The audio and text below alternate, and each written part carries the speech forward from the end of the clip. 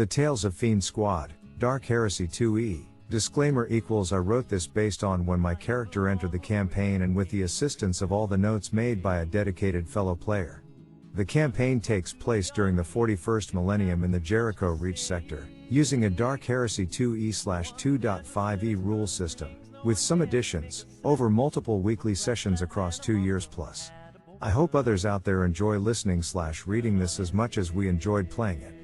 A bit of background explanation: the party finds itself on planet Smaragdus, a paradise/garden world which the Inquisition has taken an interest in as a potential new source of resources. Our primary mission was to help secure these resources for our inquisitorial overlord, Inquisitor Garrick, and investigate some weird rumors of orc attacks. The world of Smaragdus itself is controlled by various mercantile and corporate factions, the two largest of which are led by Lord Harryard Falgenworth, and his enforcers the Mad Lads. Falgenworth is concerned mostly with keeping Smaragdus a paradise world, and has offered the Inquisition exclusive trade deals, basically a shitload of money in exchange for us, the Inquisition's goons, helping him gain a majority share hold over the planet. He currently holds 53% of the planet, yes, extreme corporate capitalism in 41st millennium.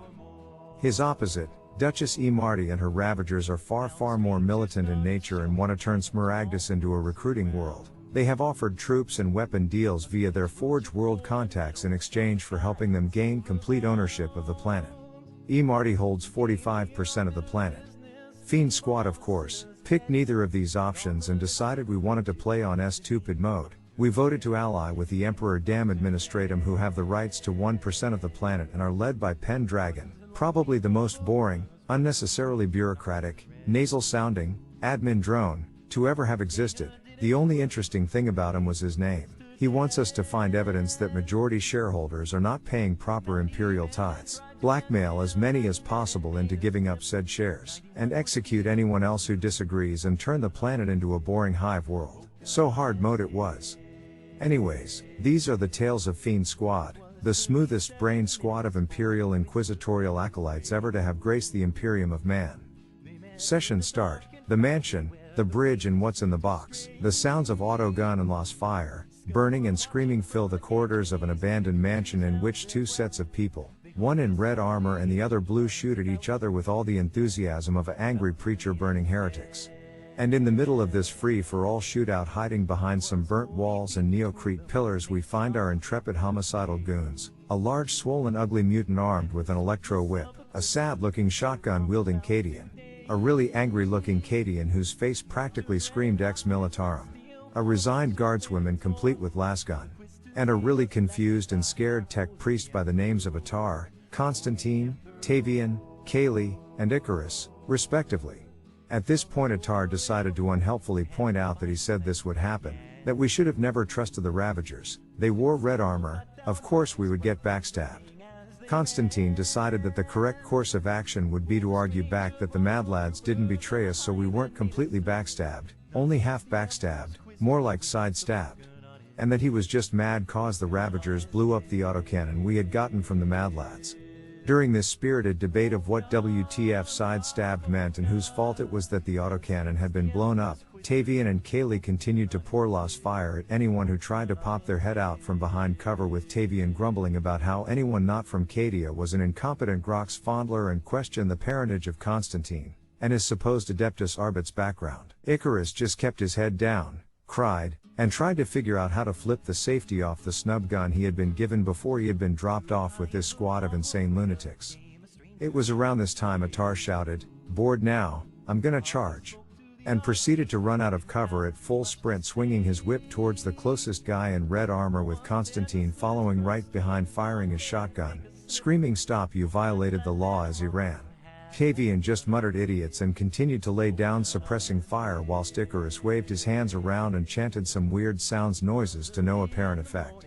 The first Ravager Atar reached was reduced to a pile of thinly sliced meat and armor salami in a mere seconds, whilst his buddy took a shotgun blast to the face from Constantine before being hacked apart from multiple whip strikes. Two more went down shortly after from Tavian's semi-expert marksmanship, leaving neat little craters in their bodies. It was at this point, upon seeing 4 of their allies go down in the span of 15 seconds, that the Ravagers decided to surrender. Before we could act, one of the Ravagers missing half his arm bled out before Icarus could provide medical aid. This left us 2 prisoners for interrogation/meat shield duty. Atar decided to adopt one of the prisoners, Greg, and dubbed him Child 1. Icarus, being the only battlefield medic in the party, did his best to prevent the other 2 prisoners from bleeding out and then patched up the rest of the squad using medical gauze, staples and prayers to the Emperor Sire Omnissiah.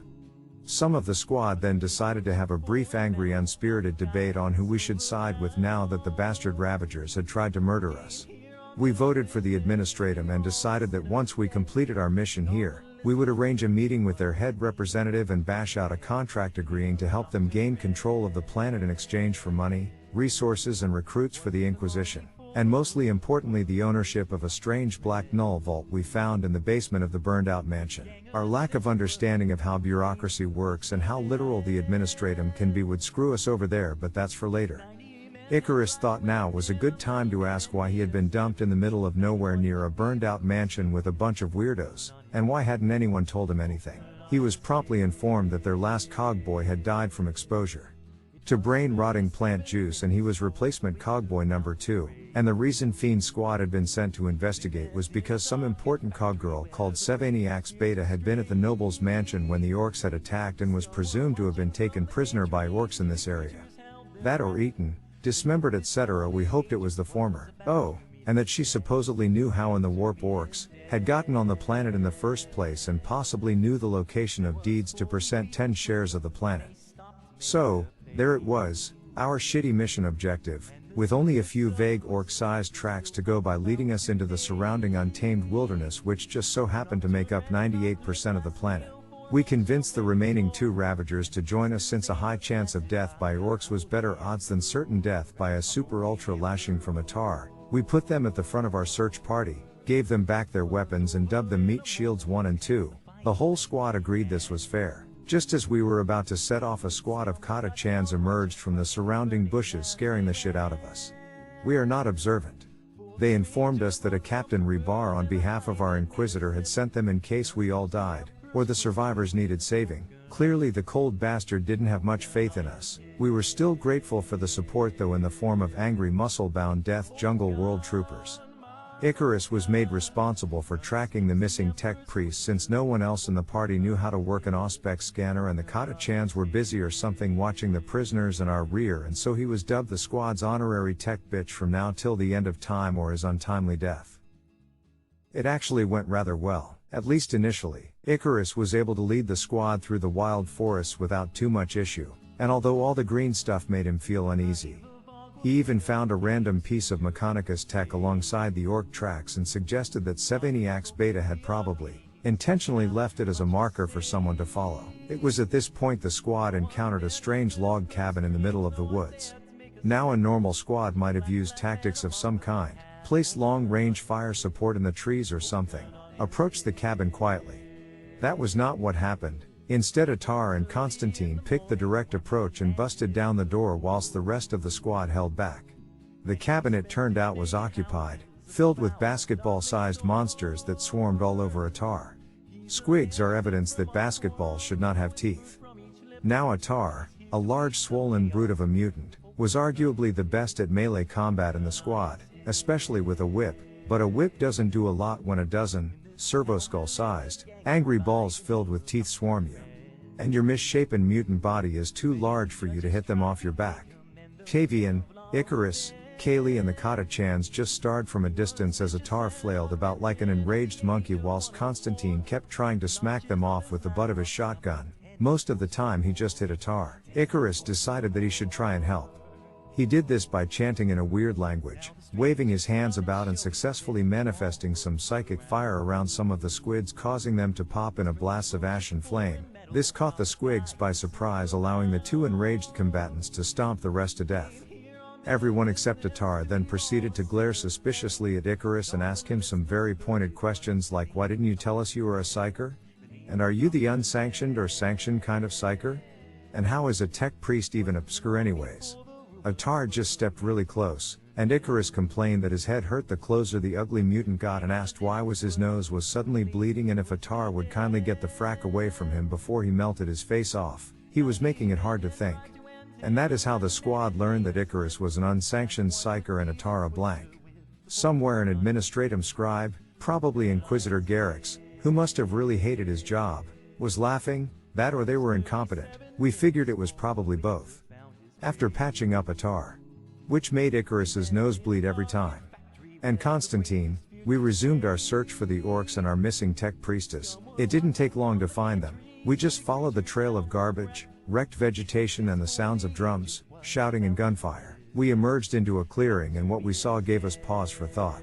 Outstretched before us was a land bridge leading over a canyon, and situated directly in our path was an orc encampment consisting of about 40 feral orcs, a big orc which we figured was an orc knob, and slightly smaller orc wearing a headdress made of bones and feathers wielding a staff made from a tree branch glowing with green light. We knew an orc psyker when we saw one. The weird boy was going to be a problem. Unsurprisingly, none of us were particularly keen to attempt a frontal assault across a land bridge covered with murderous belligerent fungi above a deep canyon.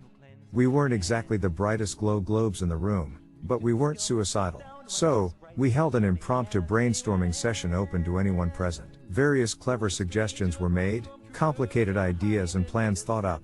We even asked the Kata-chans if calling in air support was an option. It wasn't too far out from any refueling fields, and this was supposed to be a stealth mission anyways. In the end, we skipped past plans A to C and went with plan J, the semi-direct approach. We were all so proud of ourselves. The prisoners didn't look convinced and said we were all a bunch of idiots and that we were all going to die. We told them to shut it. This is Fiend Squad. It will all be fine. Probably, maybe, don't think about it. Monkey together strong. It's an unspoken truth that almost any problem can be solved with the application of enough explosives, and if it doesn't, you're simply not using enough. We decided to put this notion into practice. Kaylee, who was arguably the stealthiest member of Fiend Squad, alongside two Kata-chans, snuck up along the bridge placing frag mines as they went, all to our amazement without being detected or blowing herself up. The squad's respect for Kaylee went up a few notches that day. We all took up positions behind boulders, trees and whatever debris we could find, except Kaylee. She took advice from Atar, not always a good idea, and climbed up onto a tall rock which offered a better advantage point. With everyone in position, it was time to start the show. Our two resident sharpshooters, Tavian and Kaylee, took aim at the weird boy, and immediately that's where it all went a bit wrong. The last bolts found their mark but bounced off some kind of green force field. This, however, did get the orcs' attention, and with a mighty wog they begun to charge towards us from the other side of the canyon, directly into all the mines. It was spectacular. Orcs died right, left and center, sometimes even blown clear over the sides of the bridge into the canyon below with a satisfying splat. Things seemed to be going well at first. The mines thinned the orcs' numbers enough in the initial charge for us to pick off any that dodged around them with relative ease. The sounds of lasgun fire and shotguns rang high, at least until bolts of green lightning streaked across the bridge, exploding the rest of the frag mines. Not good. The weird boy and orc knob had entered the fray. The first causality we suffered, that we actually cared about, Meat Shield 1 had taken an axe wound to the face early on, was Kaylee. A massive globe of snot-like energy launched by the weird boy hit her directly in the chest. The blast sent her flying back off the rock like a blonde ragdoll and into critical condition, and unconsciousness. Deep unconsciousness. Unfortunately, the orc knob wasn't about to miss out on any of the fun, and rushed us, knocking feral orcs off the bridge as it went. Screaming smash to Humies, we left him for Atar to deal with, or at least slow down. Icarus rushed over to Kaylee and was able to stabilize her but failed to wake her up. There is only so much a basic Medicaid kit and a beginner's level surgery course can do, whilst nearby a 300-pound sentient enraged mushroom beats an equally angry 200-pound Atar into the ground. Icarus reflected on how grateful he was for having Atar as the squad's frontliner tank in between him and all the murder mushrooms. As this went on the rest of the squad, the remaining Kata-chans and Meat Shield 2 continued to pour fire at the feral orcs and the weird boy who was charging up for another attack. We all collectively held our breath as the orc psyker cast a big jump. Or at least tried to. Instead, he just caught fire and exploded, clothes, staff and all. But somehow, to our horror, the weird boy was still alive, if a little crispy and completely naked.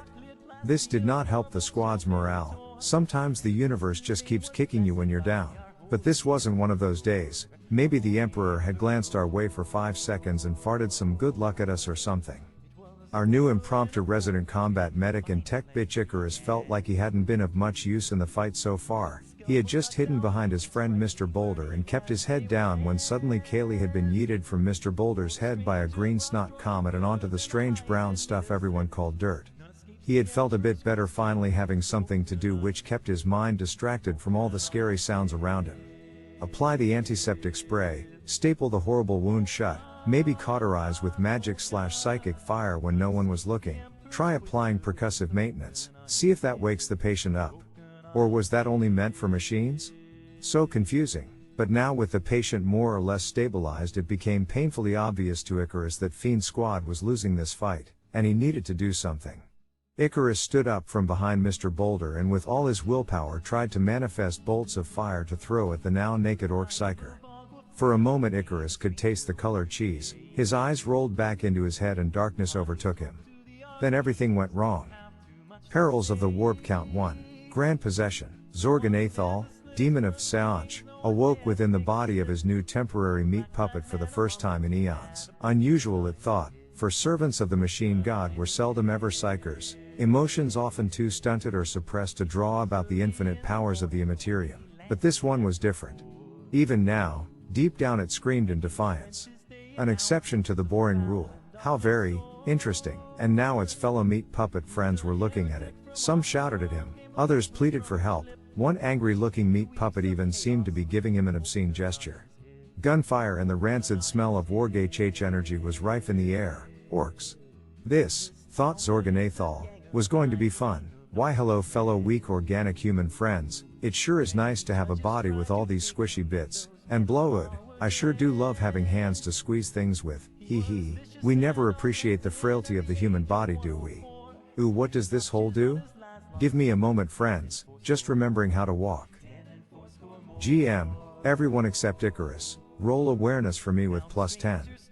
Atar's player, I rolled 3 degrees of failure, I noticed nothing strange, just regular tech priest behavior. Tavian, yeah, I failed too.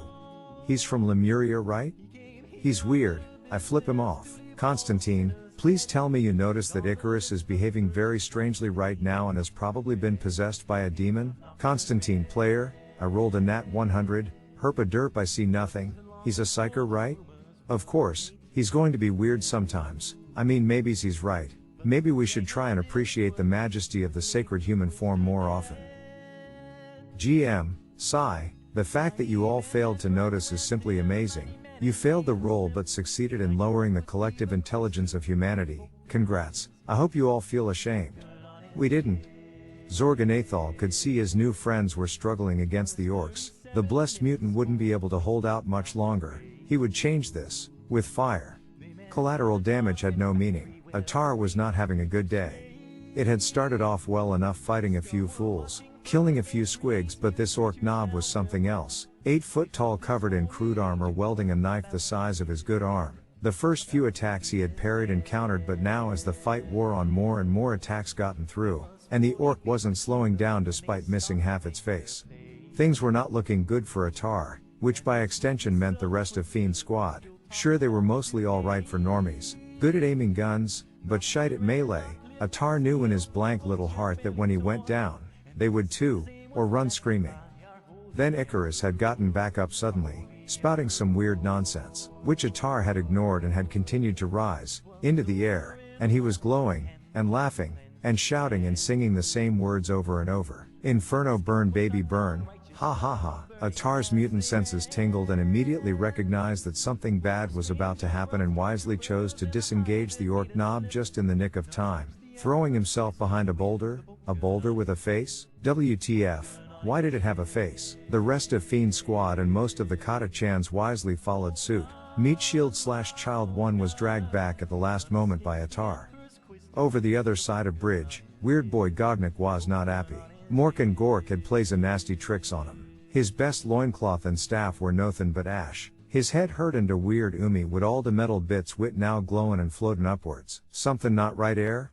Was the last thought Gognik had before a small sun appeared behind him. Firelight lit the bridge, then everything went white and exploded. End first session. If anyone likes this, I can post more.